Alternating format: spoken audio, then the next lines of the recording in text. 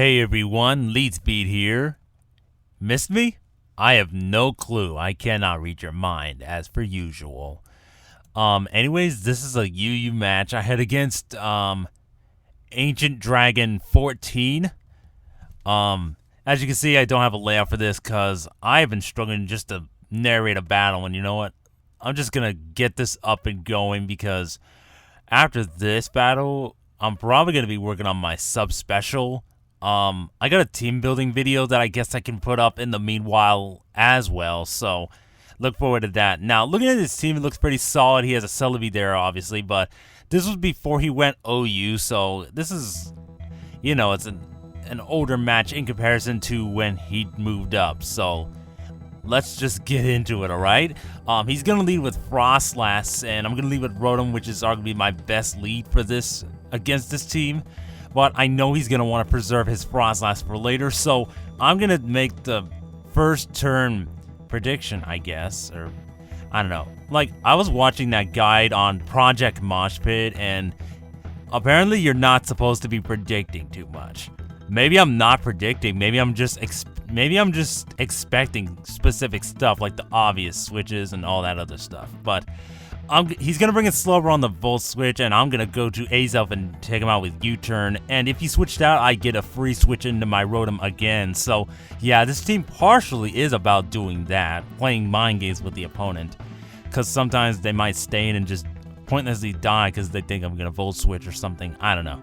Now, I went for the trick on this Bisharp, which is kind of a weird play. Like, I predicted Sucker Punch, but at the same time, I could have just, like, taken him out with Overheat and still have my Choice Scarf for later. Yeah, that's kind of what I should have done, but I have no idea.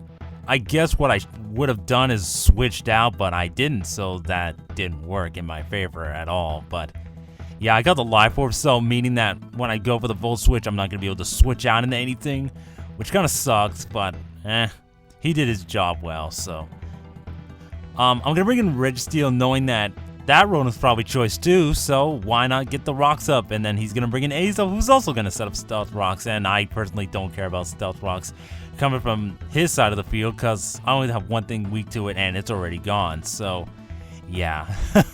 I'm going to go for the Iron Head, though, just to get some flinches, and here I go for the Seismic Toss. I was thinking he was going to switch out right there to not take another one and get flinched again. But he goes for the U-turns. I'm like, I should have went for another Iron Head. But sometimes, I don't know, you never really want to go for the same move all the time.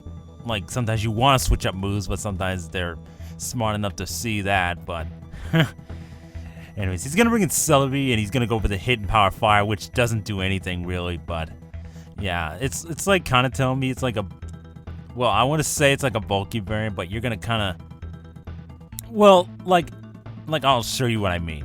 Anyways, I'm going to switch into Azelf. I'm going to predict, I don't know, something. I guess another Hidden Power Fire. But here he goes for a Nasty Plot. Now, considering that the Hidden Power Fire didn't do anything to my Registeel, I think either my Registeel is just really that bulky or it's a defensive Nasty Plot with, like, HP investment. I've been seeing those quite a bit lately, so it makes sense. But here I go to Azelf, and he's going to switch out to his own Azelf as Death Water while I go for the U-turn again. You know, it really gave me an advantage anyways, because Celebi would probably die to a Choice Banded U-turn, or something else could take a huge chunk, and then I can bring in whatever I want. So here I am going to expect the Overheat and not the Volt Switch, mainly because I did not bring in my Lodic during this game, so I wouldn't think he'd expect me to bring it in now. So yeah, that's exactly what I do. He does a decent chunk, but, you know, not enough to where I'm that concerned about anything else. So here I go for the Ice Beam, expecting his Celebi to come back in to take the water move, but he makes a pretty good play and he goes to Frostlass. Now, I get a crit, which didn't matter, I don't think, because, like, you're going to see it really didn't matter.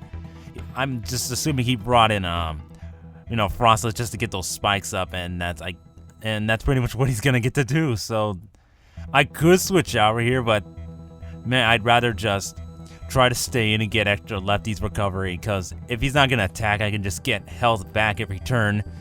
Now here, I'm expecting another layer of spikes, so I go to Azelf and then maybe finish it off with U-turn, but he's going to go with the Destiny Bomb. I'm like, oh crap, I don't want to lose Azelf yet because he still has Celebi and I can take him out easily. So I'm going to go to Registeel this turn just to hopefully he might go for Spikes again, but he goes for Destiny Bond. Now, I know he's not going to go for it again because I can just keep switching around and, you know, PP stall it. PP stall. But, yeah, I can just stall him out of that. And he's going to go with the Spikes, which I'm like, alright, I'll just go with the T-Wave. Now Destiny Bond's invalid, so now when I take you out, nothing else is going to die but you. So, yeah, screw you. But, anyways, I'm just going to go with the Iron Head and take him out. Take her out. That's pretty much all I gotta say about that. Now, I believe he has Rotom H and Celebi left. So, right here, he's gonna go with the T-Bolt, expecting my Melodic to switch in, but I knew he would probably expect that because I did it last time, right? So, that's kind of a good thing. Like, this team does work around that kind of thing. Like, it plays mind games. It's meant to do that, like, big time. Especially with two choice U-turn volt switching guys pretty much messing up the opponent's mind a little bit. I believe this is his last poke, his Celebi. He's going to go for the Nasty Plot. I'm just going to go for the T-Wave just to slow him down because so that my next switch-in can just do whatever. Particularly Azelf, or I could bring a Nidoking, I guess, if I wanted to. Like, there really isn't much that I could lose at this point. Like, if Registeel dies, it doesn't really matter that much. Now, here I go for the Seismic Toss. I guess I didn't go for Iron Head because I don't know why I didn't go for Iron Head. Part of me wasn't not wanting to be annoying and wanting to win that way, I guess. I don't know. It's just kind of a weird thought process. Or maybe I just wanted them to kill me off. I guess that's really the case here. So he's going to go for another hidden Fire and Registeel's going to die. So right here. Now, what I do next is kind of weird. Like, I guess I was trying to just finish things off with Nidoking. Like, it's kind of weird. I'm just like, hey, you know what? Let's just go for Blizzard and we'll win that way, right? Nope. Yep. And that was a waste of Nidoking. But, to be honest, that really didn't matter anyways because I still have Azelf with that U-turn, which is going to pretty much take him out for game.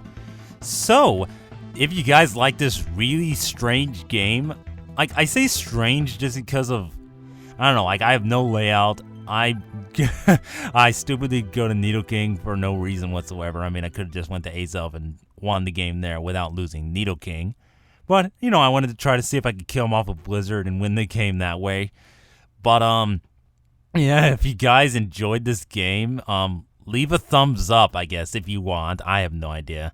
Leave a comment. I love to read them, and I like to respond to comments. Like, if I have anything to say, I'll respond. So, in other news, like, as I mentioned earlier on in the video, I'm gonna work on my, my subscriber special. I already got the battles I needed, and I gave up on trying to do the 4th gen match that I talked about earlier because, yeah, me and Zack Attack tried to do our matches, and it just kept DCing near the end of the game, and we would kept trying to replay the game up to the point where it DCs, and then we could only get so far because Gen 4 Wi-Fi is an asshole for some reason.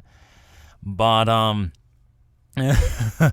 yeah, and I guess in other related news, as you guys probably knew from that Smogon tier list video thing, I mentioned that I was gonna try to use a Chandelure on a team.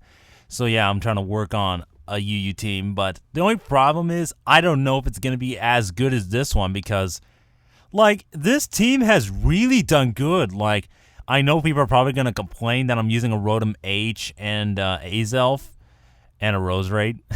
I had Sour going like on Skype. Sour was all like in before Registeel and Roserade, and admittedly I've been using those two a lot, even when I switch the other 4 members around, mainly because of what they do for the team.